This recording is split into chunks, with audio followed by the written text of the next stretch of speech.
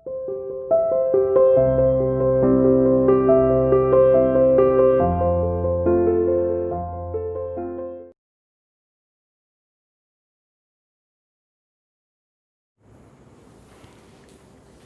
morning students, how are you? You are welcome to CR International Online Classes. आज का 11th arts के अंदर assignment number 83 for Hindi medium, 66 for English medium.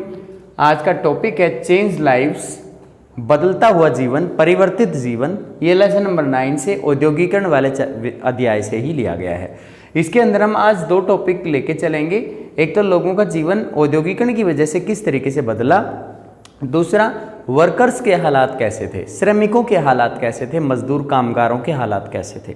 इसके अंदर हम सबसे पहले चेंज लाइव्स, फर्स्ट है रिवोल्यूशनरी चेंजेस। बहुत बड़ा अचानक से बदलाव जो होता है, क्रांतिकारी बदलाव जिन्हें कहा जाता है, वो होते हैं रिवोल्यूशनरी चेंजेस। रिवोल्यूशनरी चेंजेस का मतलब होता है जो पहले परंपरागत व्यवसाय होते थे, सिर्फ बहुत से लोग तो कृषि करने का काम ही करते थे। अब कृषि करने के अलावा वे फैक्ट्रियों में लोग जाने लगे, उनकी जो दिनचर्या बदल गई, उनके काम के तरीके बदल गए, उनका रहने का ढंग बदल गया, खाने का ढंग बदल गया, उनके आराम की अवस्थाएं बदल गई। काम की परिस्थितियों के अकॉर्डिंग उन्हें स्लम बस्तियों में रहना पड़ता था, शहरों में जाकर के रहना पड़ता था, उनके एड्रेसेस चेंज हो गए और मतलब उनका जीवन हर तरीके से परिवर्तित हो गया। सरकार ने भी नियम बना दिए कि काम के घंटे इतने होंगे इतने होंगे। इस तरीके से जैसे पहले थे 18 घंटे, फिर 16 घंटे हुए, फिर 12 घंटे, फिर 10 घंटे, और अब इस समय जैसे कि सारे विश्व में 8 घंटे का जो कार्यावधि का समय रखा गया है कामगारों के लिए, तो पूरा वर्ल्ड ट्रेड यूनियन जो है वो उस चीज़ को मानती है और उसकी डिमांड भी है। इसके अंदर जो सेकंड टॉपिक है, rich individuals took risk and invested money in industries. धनवान जो व्यक्ति होते थे उन्होंने अपनी परिसंपत्ति को, जो उनके पास में धन संपत्ति थी, पैसा था, उस पैसे को उन्होंने इन्वेस्ट किया, फैक्ट्रियां खोल दी।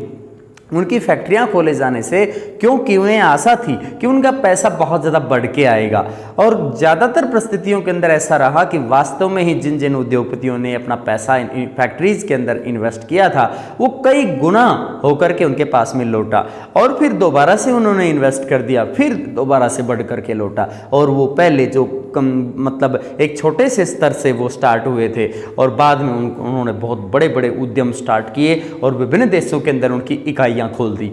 इसके अंदर गुड्स, यहाँ है आपका third point, they hope that profits would be made and that their money would multiply.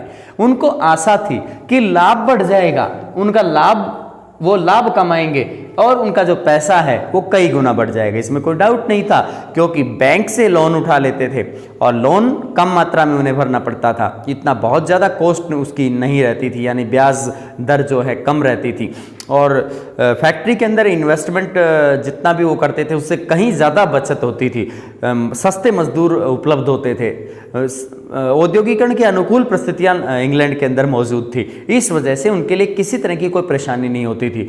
बहुत से माल को तो जल परिवहन के जरिए एक स्थान से दूसरे स्थान पर भेज दिया जाता था, इसलिए ईंधन का खर्चा भी बचता था। नेक्स्ट है goods, service, income, services, knowledge, productive efficiency did increase dramatically. बहुत ही ड्रामे की तरीके से, जैसे नाटकीय ढंग से बहुत बड़ा बदलाव देखने को मिला। इसमें वस्तुओं का जो उत्पादन था वो बदल गया। पहले अलग तरह की वस्तुएं बनती थी, अब औद्योगिकरण के अंदर तरह तरह की वस्तुएं बनने लगी, उनकी क्वालिटी में सुधार हुआ, तरह तरह की सेवाओं का आयोजन किया गया। इनकम्स, लोगों की आय बढ़ने लगी, चाहे वो छोटा स्तर हो, चाहे वो कामगार व्यक्ति हो, मजदूर हो, या फिर बड़ा उद्योगपति हो या मध्यम वर्ग हो, सभी लोग, उनकी इनकम बढ़ी। सर्विसेज, उनको तरह तरह की सेवाएं उन लोगों को मिलने लगी। ज्ञान के स्तर में इजाफा हुआ, लोगों को जैसे टेक्निकल जो डेवलपमेंट हुए या फिर जितने भी प्रोडक्टिव जो वर्क्स हुए उनका लाभ शैक्षणिक संस्थाओं के अंदर भी उठाया गया, एकेडमिक इंस्टीट्यूट्स के द्वारा, और उनका लाभ प्राप्त होने से जैसे कि लेबोरेटरीज के अंदर विभिन्न ऐसे इक्विपमेंट्स यूज़ किए गए जो कि फैक्ट्रियों के अंदर बने हुए थे, तो उससे शिक्षा के स्तर में बदलाव आया। प्रोडक्टिव एफिशिएंसी, लोगों की कार्य क्षमता के अंदर इजाफा हुआ। जैसे टेक्निकल बंदे फैक्ट्रियों के अंदर काम करने के लिए आते थे, ऐसे नहीं थे कि कोई भी मजदूर वहाँ आके काम कर सकता है। जैसे ITI होल्डर्स हैं या टेक्निकल जो इंजीनियरिंग पास आउट स्टूडेंट्स हैं, उनको वहाँ पे सेलेक्ट किया जाता था ताकि उनकी कार्य क्षमता और काम को समझ सकें और ज़्यादा मात्रा में उत्पादन दे सकें और सही उत्पादन दे सकें और गुणवत्तापूर्ण उत्पादन दे सकें। नेक्स्ट है एविडेंट इन ब्रोकन फैमिलीज, लेकिन कुछ नेगेटिव परिणाम भी हम इसके सामने आए औद्योगिकरण के अंदर।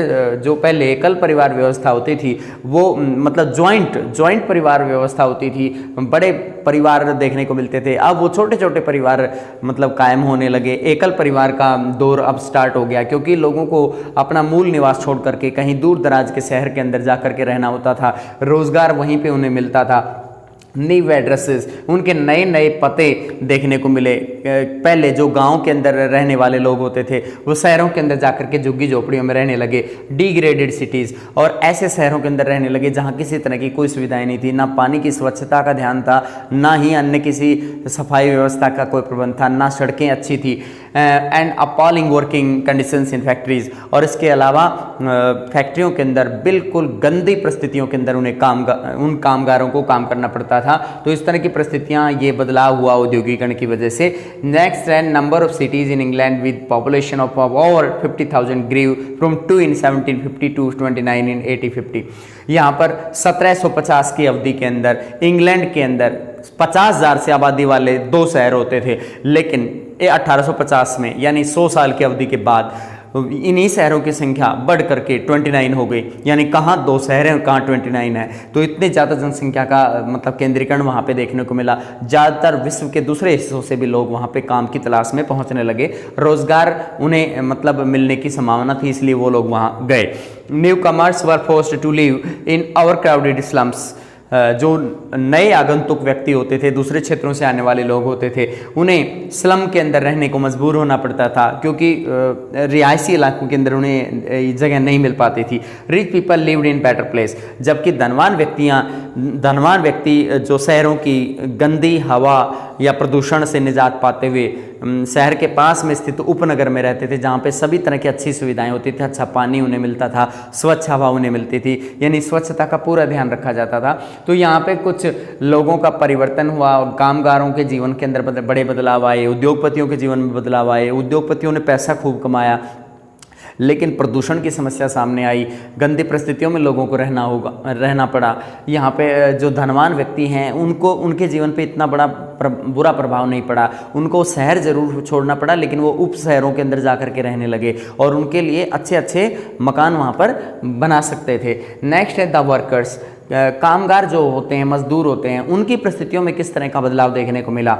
Average life span of workers was lower, यानी लोगों का औसतन जो आयु होती थी वो कम हो गई थी। पहले जो व्यक्ति गांव के अंदर ग्रामीण देहात इलाके से जो मतलब बिलोंग करता था, उस इलाके में वह अपने मूल निवास में रहते हुए ज़्यादा जिंदा रहता था, और अगर वहाँ से आकर के किसी फैक्ट्री या किसी भी कामगार शहर के अंदर अगर वो रहने लगता है तो शहर की आबो हवा इतनी अच्छी नहीं थी, स्वच्छता इतनी अच्छी नहीं थी। इस वजह से प्रदूषण की समस्या की वजह से उनको तरह तरह की बीमारियां होने लगती थी, संक्रामक बीमारियां होने लगती थी, जैसे क्षय रोग है, आंत्रशोथ है, टाइफाइड है, या फिर हैजा है, कोलेरा है, या जो आंत्रशोथ की बीमारी को टाइफाइड कहा जाता है। तो इस तरह की जो बीमारियां हैं, या टीबी है, ट्यूबरकुलोसिस है, क्षय रोग जिसे कहा जाता है, तो इनके प्रकोप की वजह से बहुत संख्या में लोग मारे गए। 1832 के अंदर भारी संख्या में 31,000 लोग इस काल का ग्रास बन गए थे, जो कि एक बहुत बड़ी चुनौती बन गई थी। और लोगों का जीवन लगभग सभी शहरों के अंदर ऐसा ही था, जैसे बर्मिंघम के अंदर 15 साल जीते थे और डर्बी के अंदर 17 साल जीते थे। इस तरीके से औसतन आयु बहुत कम थी, जबकि ग्रामीण देहात इलाके में लोग ज़्यादा जिंदा रह पाते थे, क्योंकि वहाँ का माहौल स्वच्छ था और अच्छी हवा, अच्छा पानी का प्रबंध वहाँ हो पाता था। Half childrens fail to survive beyond the age of 5। यहाँ के लोगों की यानी जो औद्योगिकरण जिन शहरों के अंदर डेवलप हो रहा था उन क्षेत्रों के बच्चों की आयु 5 साल तक होते होते उनकी आधी संख्या में बच्चे मर जाते थे। यानी आधे बच्चे ऐसे थे जो 5 साल की आयु भी नहीं पूरी करते थे। नेक्स्ट है death was primarily caused by epidemics. और यहाँ पे मृत्यु का प्रमुख कारण जो होता था वो एपिडेमिक्स होता था। संक्रामक महामारियाँ इनके अंदर इनकी वजह से मारे जाते थे, जैसे हैजा है या आंत्रशोथ है या टीबी है। इनके अंदर हम मतलब इन्हीं बीमारियों से ये लोग मारे जाते थे। 31,000 पीपल डाइड ऑफ कोलेरा इन 1832। 1832 के अंदर कोलेरा से हैजे से 31,000 लोग मारे गए। और यहाँ पे नेगेटिव परिणाम इस तरीके से भी थे कि सरकार का भी इतना कोई रुझान नहीं था लोगों को सपोर्ट करने का। यहाँ तक कि चिकित्सा के क्षेत्र में भी कोई इतना नवीनतम प्रयोग नहीं हुआ था। ना डॉक्टरों की समझ में आती थी ये बीमारियाँ, ना ही वे उसके उपचार के बारे में, उसके निदान के बारे में कुछ जानते थे। इसलिए जो भी व्यक्ति शिकार होता जाता था तो वो भाग्य के भरोसे होता था। जैसे कि आज के समय में कोरोना वायरस है तो इसके अंदर बड़ी असरकारक दवाइयाँ उपलब्ध नहीं हो रही हैं और लोग इसका शिकार बनते जा रहे हैं और बहुत लोग मारे भी जा चुके हैं। विभिन्न स्तर पर हम सारे विश्व स्तर पर हम देख सकते हैं कि बड़ी संख्या में लोग इस काल का ग्रास बन चुके हैं कोरोना वायरस महामारी की वजह से। तो इसके अंदर हम एक बार फिर इस टॉपिक को रिवाइज करते हैं। लोगों का जीवन किस तरीके से बदला, रिवोल्यूशनरी चेंजेस आए, क्रांतिकारी बदलाव देखने को मिले जो कि पहले बहुत धीरे धीरे बदलाव होते थे, अब तेज़ी से बदलाव हुए। लोगों का जीवन स्तर बदल गया, उनके काम के परिस्थितियाँ बदल गई। यहाँ पे धनवान व्यक्तियों ने रिस्क लिया यानी जोखिम उठाया, अपना पैसा इन्वेस्ट कर दिया फैक्ट्रियों के अंदर। उनको आशा थी लाभ कमाने के लिए और उनको लगता था कि उनका धन कई गुना हो जाएगा। उस समय पर वस्तुओं की, सेवाओं की, आय और विभिन्न सेवाओं की और ज्ञान और उत्पादकीय कार्यक्षमता के अंदर नाटकीय ढंग से बहुत बढ़ोतरी देखने को मिली। यहाँ पर एक इसका नेगेटिव परिणाम सामने आया कि जो परिवार थे वो टूटने लगे, उनके पते बदल गए, लोगों के एड्रेसेस चेंज हो गए और घटिया शहरों के अंदर उन्हें रहना पड़ा और घटिया परिस्थितियों के अंदर उन्हें फैक्ट्रियों में काम करना पड़ा। यहाँ पर इंग्लैंड के अंदर 1750 के अंदर 50,000 से आबादी अधिक रखने वाले शहर केवल 2 होते थे, लेकिन 1850 तक आते आते 100 साल के अंदर उनकी संख्या 29 हो गई, जो कि जनसंख्या में बढ़ोतरी को दर्शाती है। जिस तरीके से जनसंख्या बढ़ रही थी उस तरीके से संसाधन नहीं बढ़ रहे थे। जैसे कि आज के समय में इंडिया में देखिए आप, सैनिटाइजेशन का इतना ज़्यादा वो नहीं है, अच्छा पानी का प्रबंध नहीं है, अच्छी रिहाइश का प्रबंध नहीं है, अच्छी सड़कें नहीं हैं, बहुत कमियाँ हैं। लेकिन जनसंख्या उस तेज़ी से बढ़ रही है, लोगों को रोज़गार की गारंटी नहीं है। ठीक ऐसा ही वहाँ पर भी हो रहा था। Newcomers were forced to live in overcrowded slums.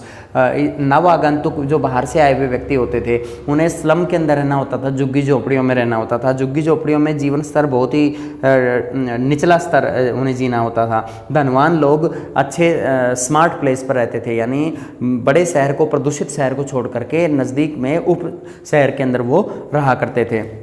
यहाँ पे मज़दूरों के हालात के बारे में बताया गया कि मज़दूरों को किस तरीके का उनका लाइफ स्पैन था, क्या किन किन परिस्थितियों से वो जूझते थे। एक तो उनका लाइफ स्पैन छोटा हो गया था क्योंकि प्रदूषित शहर में रहते रहते और ना तो उन्हें पानी अच्छा मिलता था ना ही उन्हें हवा अच्छी मिलती थी, इसलिए तरह तरह की संक्रामक बीमारियाँ उन्हें घेरती थी। हैजा, आंत्रशोथ और जैसे टाइफाइड जैसी बीमारियां उन्हें होने लगती थी। आधे बच्चे ऐसे थे जो 5 साल की आयु को पूरा करते करते ही गुजर जाते थे, मतलब 5 साल की अवधि भी वो पूरा नहीं कर पाते थे। बड़ी संख्या में मौत का कारण संक्रामक महामारियां होती थी। जैसे संक्रामक महामारी है, जैसे कोरोना है, इस तरह की महामारी भी उस समय हुई, लेकिन ये नॉर्मल जो बीमारियां हैं आज के समय हम मानते हैं, जैसे कि हैजा है या टाइफाइड है या पेचिस है या टाइफाइड या ट्यूबरकुलोसिस है, क्षय रोग जिसे कहा जाता है। तो ये बीमारियां उस समय महामारी का रूप ले रही थी। इनका कोई इलाज नहीं था, कोई निदान नहीं जानता था, कोई डॉक्टर इनके बारे में कुछ नहीं जानता था, कोई अधिकारी नहीं जानता था, सरकार भी कोई सपोर्ट नहीं कर रही थी, ना रुचि लेती थी किसी की सपोर्ट करने में। और 31,000 लोग 1832 में हैजे के प्रकोप से मारे गए, कोलेरा के प्रकोप से मारे गए। यहाँ पे ये दोनों टॉपिक आपके पूरे होते हैं और ये आपको समझ में आया होगा। इसको रिवाइज करें, राइट करें, लर्न करें। धन्यवाद।